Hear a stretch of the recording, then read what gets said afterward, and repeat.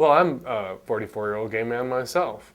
So I guess I should be intimately familiar with it if, as you said, you're old when you're 30. I've had 14 years to wrestle with ageism in the gay community. I haven't really encountered very much of it. I don't go to Neighbors anymore. I recognize that there are places that are age appropriate for me to go drinking and partying with my friends, and places that aren't. Creepy old straight guys who hang out in frat bars and straight young people's pickup joints are considered pathetic and slightly ridiculous. It's only gays and lesbians, particularly gay men, who go on and on about the slings and arrows of ageist discrimination that they encounter when they go to a bar that's really kind of for 25-year-olds. If you're a 50-year-old in a bar full of 25-year-olds, all the 25-year-olds aren't the ones who are out of place or doing something wrong. It's you. There are bars for you. And the problem is, regarding bars as the center of life for the gay community, that if there isn't a bar for you or a bar you feel you can walk into and everybody wants to suck your dick, that you have no place in the community. That's just horseshit. If all you have in your life at 50 is bars and the expectation that everyone should still want to suck your dick, you fucked your life up. There's not enough in your life. And that's your fault. That's not the community's fault. That's not something that's being done to you. People that feel like they're being discriminated against within the gay community, or that they're too old, or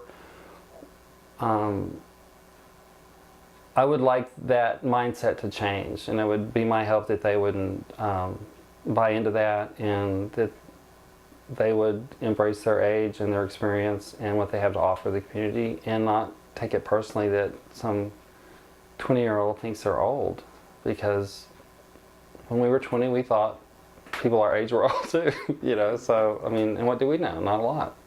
Well, first off, ageism really creates a wall, and it creates a wall between the older and younger gay people in terms of easy dialogue back and forth.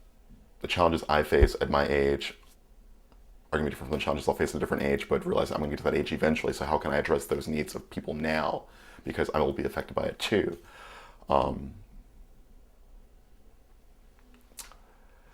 So when it comes to something like ageism, it's important to realize that it goes both ways. We discriminate against people that are younger. They don't have experience. What do they know? They're naive. We discriminate against people that are older because, they're old, they're tired, they're the way of the past. They're all about tradition, and I want to have change now. But I think it's important to realize that, and it's such an easy thing for us to forget, that our populations are constantly shifting. I'm no in the 14, 18 demographic anymore, thank God. From the aging standpoint, I would just like to see our community get more involved with their mentors and elders, and respect that history that they have and that experience that they have. And because I know I could help younger guys. It's not all about what your hair looks like and who you're dating and what's on sale. God, that is such stereotypical crap I just said, but but that's what I hear. I think most older men that I know would welcome becoming a mentor to a younger person. And so for the younger person, I would say, look to that older gay man and make it clear that's all you want is a mentoring relationship. And I'm sure that he will respect that. I know I did that when I was younger with this older neighbor of mine.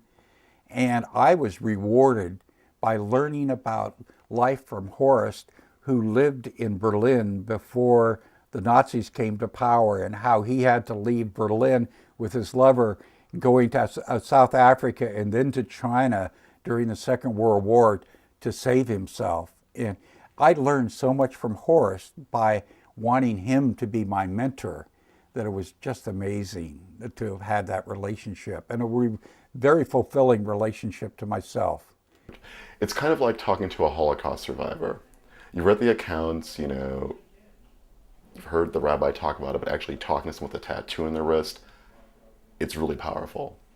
By the same token, talking to someone that, might have been at Stonewall, or that, might have been gay bashed, or might have been at some political ACT UP rally, and hearing their story, no matter how ineloquent it might have been, it's just like, wow, you were there and I'm talking to you. I'm not just reading this in a book on a page. It was really powerful. It was it's transformational. Aging issues force you, in a sense, to begin dealing with the non-gay world, perhaps more than you had been prior to aging. You're going to the doctor more often, so they're alone. You know, you're faced to confront your sexuality with your healthcare professional. And you're also then, if you ever get stuck in it, I shouldn't say stuck, but if you have to go to a nursing home or a rest facility or care facility of any kind or adult home, suddenly you're a gay person and you're usually amongst a lot of non-gay people.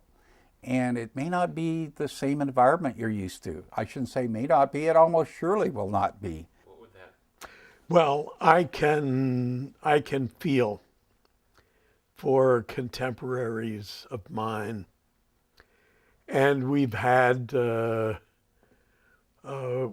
inquiries here from people who are, would like so much to be in this atmosphere, but are scared to identify themselves as gay. And it breaks your heart to contemplate that. We cave in easily. Those of us that are older cave into the closet much too easily. There's only a few of us that may be activist types that are much more open and want to be out. But even we occasionally will revert to the closet and cover the fact that we're a gay person.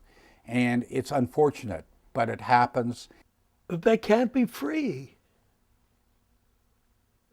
That they're absolutely chained down with this horrible thing hanging over them. That they've got people they depend on or people they need, that they're scared to admit that they're gay.